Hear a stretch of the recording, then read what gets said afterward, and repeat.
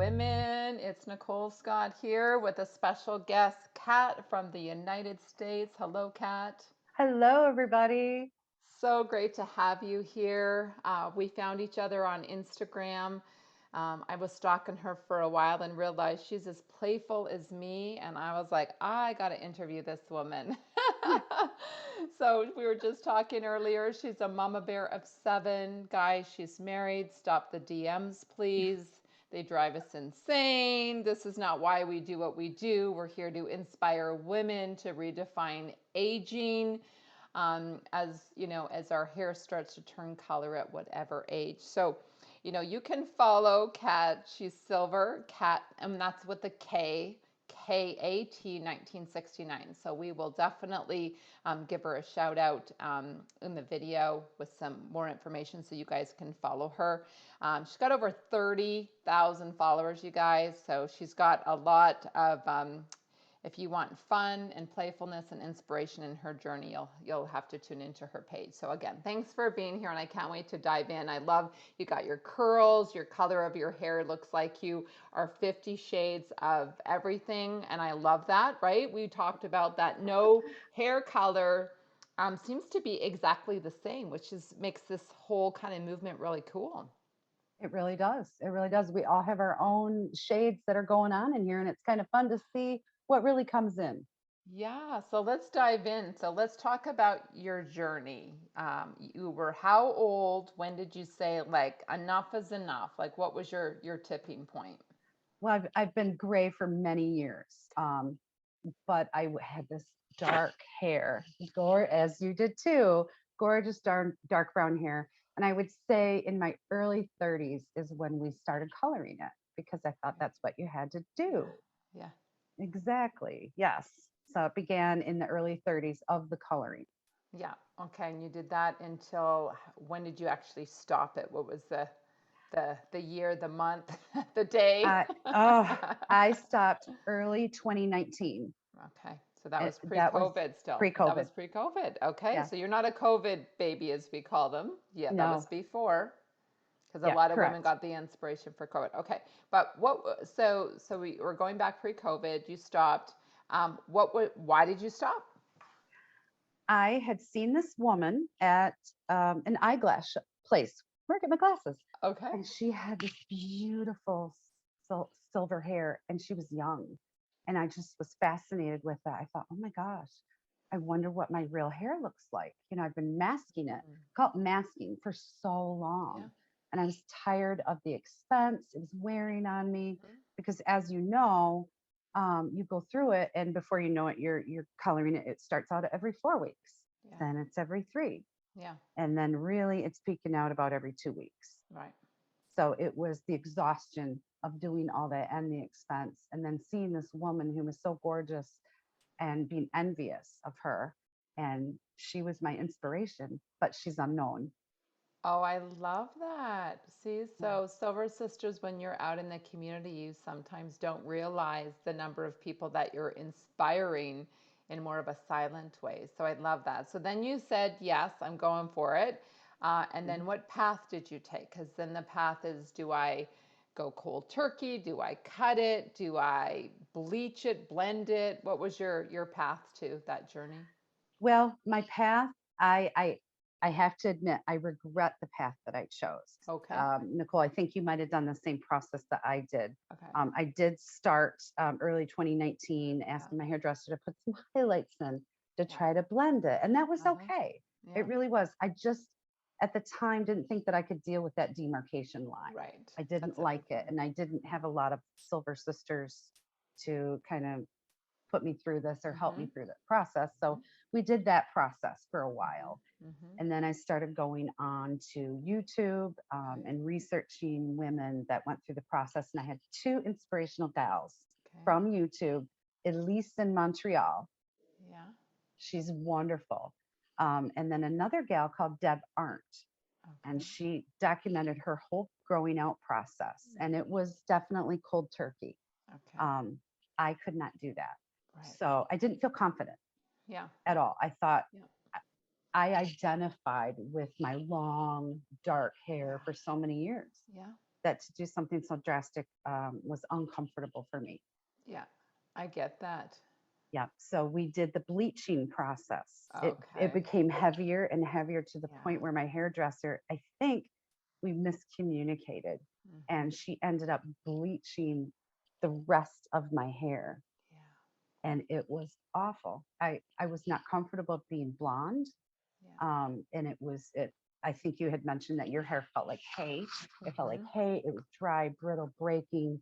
I was not happy. Yeah. But unfortunately, that's what I did. And so I started dealing with it by having regular trims about every 4 weeks, just Yeah. keeping it trimmed up, Hmm. healthy, styling it as cute as I could. But there was also an event in my life that came up too, Mm. that partially led to me stopping the dyeing of my hair. So in May of 2019, I had gastric sleeve surgery. Okay. Hmm. And the side effect of that is you will lose your hair. So Mm. I'm going into menopause. I had the surgery, and sure enough, so I had that in May of 2019. A few months later, I started noticing the hair coming out, and it really started in this part up Okay. in here. That's a Hmm. very common part to lose, especially for perimenopausal women. Hmm. But I was losing my hair at an alarming rate. Okay. Um, so that was, I guess, in a way, to stop dyeing the hair was better for me, knowing that that was going to happen. Right. Okay. Wow. And how did you do with the surgery? The surgery was awesome. It was the best thing I ever did. Um, I still feel when I look at myself, I think of this, you Mm. know, Hmm. and that is more exacerbated because of the weight loss. Right. But I am not going to go through a facelift. I'm Yeah. not doing any of that. Yeah. No, I'm very, very happy with the decision that I made, and it's a healthier choice. Yeah. Um, Another reason was every time I would color my hair, Yeah. my scalp was so inflamed. I want to Mm. say for a week. Hmm. And my hairdresser used to put a sugar substitute, Splenda, I believe, was Oh. the thing that was told if you mix that in, the itching would subside, but it Mm. never did. It was still always there. So I really became concerned with those chemicals and my reaction to it. Right. Yep. Wow.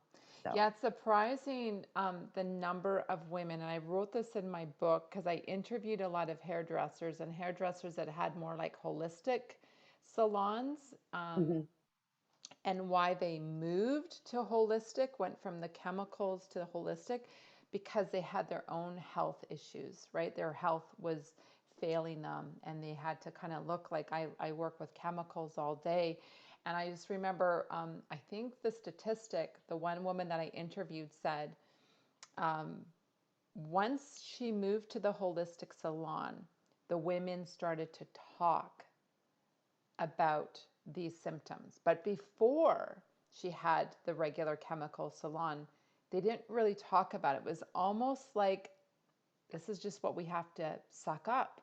This is right. just part of the deal. So she was literally shocked of like, oh my God, I'm so glad that you opened this up because, and then they would just come out and say like all this stuff. And she's like, I would say 50% of the women coming to my holistic salon were having side effects, just like you mentioned, Kat. Exactly. Burning, Yes. inflammation, Inflammation. rashes down their neck. Hmm. Yeah, headaches. Headaches was a big one. Yes. And actually, I had another concern. So, 2017, I was diagnosed with celiac disease. I Mm, had no clue that I had this disease right. until they literally have to go in and diagnose you with it. They take tissue Yeah. samples. Yeah. So I really became more concerned about the products that I was using, the foods. Hmm. Obviously, I can't have wheat, gluten. Yeah. Yeah. But then I wondered, why am I reacting so bad to the hair dye? Hmm. Often wonder, and I really don't know if there is gluten and wheat in some of those hair dyes. Hmm. That's a Yeah, concern. possibly, right? Yeah, Mhm. interesting. So you're 2.5 years about I would say, yeah, yeah, 2.5 years, completely yeah, transitioned. yeah, Yeah. and your hair's long. Like your hair Hmm. looks very long. Because I know a lot of women, is really hard for them to go like in 2 years what my hair look like. But you're a great example of a full transition with long beyond shoulder length hair. Gorgeous. I love how you can wear it up in a bun like me today and curl it Messy down. bun, yeah. Lots of options for you. So tell me, like on a personal level, like what has this process done for you just overall as a woman when you kind of describe aging? Because you wouldn't have, like, even 10 years ago would have probably thought you would be here at your age being gray, and now Right, you are. So it's almost like, right. what are you going to say to your younger self? Like, oh my god, what did you just do? Like, where does that come from? And like, how are you feeling about the whole journey? I think the message I would say to my younger self is, why didn't you just embrace the natural hair that you had? Why? I think it was just society standards, and that we have to cover this up. You don't want to let those roots show. Um, but doing this whole process has made me more self-accepting of my age. I'm 52. I'm going to be 53 in December. I'm okay with that. I'm in a place in my life where I don't give a, you Beep, know, beep, beep. Fill in the beep, blanks, beep, ladies. right, right. But I really just don't. And I just feel that my confidence level has is gone through the roof. Um, Let alone that I'm not having to pay all that money to have my hair colored. Hmm. Um, and I should mention, for a while, my husband was helping me. Hmm.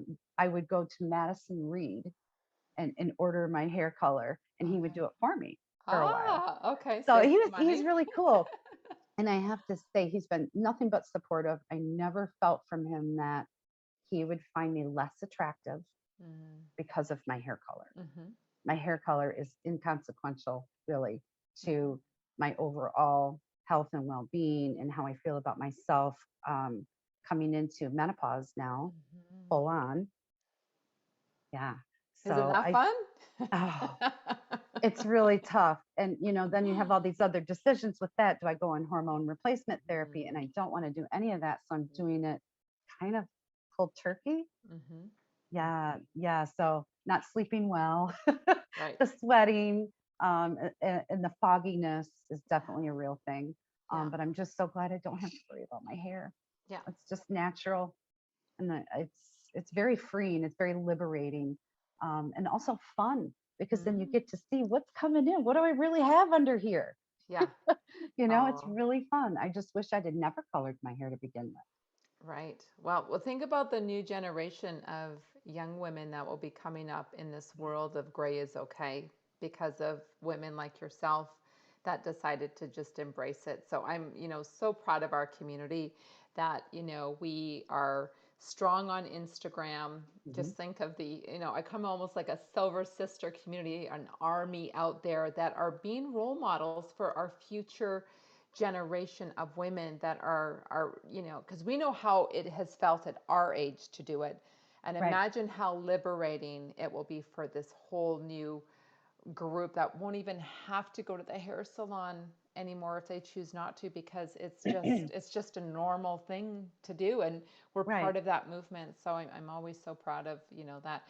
Now, you mentioned earlier about the mask, like the mask that, Yes, the definitely. analogy, right? The analogy of, Hmm. when you think about how many masks we wear as a woman, every single day, to cover up whatever we need to. You know, did you find that when you removed this mask, that other masks kind of fell off as well too? Absolutely. I think so. I just never quite had the body confidence. That was a big Okay. part of my issue, Okay. was being heavy for Right. so long. Mm-hmm. So I did the silver hair transition, plus Mm-hmm. I did the weight loss, and have, um, this whole, exercise routine that I do. I'm really religious about it, Mm-hmm. and to just getting a whole healthier well being. So the Mm-hmm. whole process, everything about it, has really helped me, be more confident in myself. Um, I have fun shopping now. I'm a big thrifter. I really don't go to the mall. Yeah. I pretty much buy everything secondhand, and Yes. it's fun. You can go and play with so many different outfits, so many different colors. Oh, And that's another thing with going silver, yeah. is what colors can I wear? Yeah. I can wear anything. Right. I really believe that you can. Mm-hmm. Maybe just kind of tweaking makeup a little bit, maybe your Mm-hmm. hairstyle a little bit. Um, and it's just fun to play with it. And I really enjoy it. I I really do. love it. Well, another thrift sister here. I taught Yeah. my kids how to thrift, and they're both thrifters as well. I love it. I love the hunt. I love the environmental part of recycling Oh, clothes, right, right. right? Wondering what the history is. I love saving money. And I even got my boyfriend involved in it. Oh, So you're now, kidding. oh, yeah, yeah, I'll be like, no, we're going thrifting first before we're going to the mall. Right? It's like, It's so fun. okay. The hunt is so fun. And there's even the online thrift stores. And I'm like, Yeah. oh, well, then I got into that too. Yeah. It's so good. Hey. So it's just so much fun. Yeah.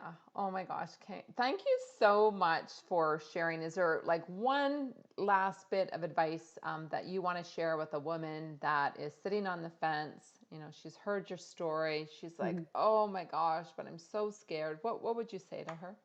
I say try it. Give it some time and maybe really communicate to your hairdresser if you really can't handle that Mm, drastic demarcation line. yeah. Talk to your hairdresser about maybe blending it so it's an easier transition. I do think that if you're blonde, the transition is easier. Hmm. Darker hair, not so much. But I find that women that can go cold turkey are so brave, and it's almost cool to do now. But I would say back in 2019 when I did it, Yeah. kind of wasn't cool, and Right. I didn't have that support. So Yeah. asking these questions, trying it, because if you don't really like it, you can always cover it back up. You Yeah. can always trim your hair. You can do so much with it.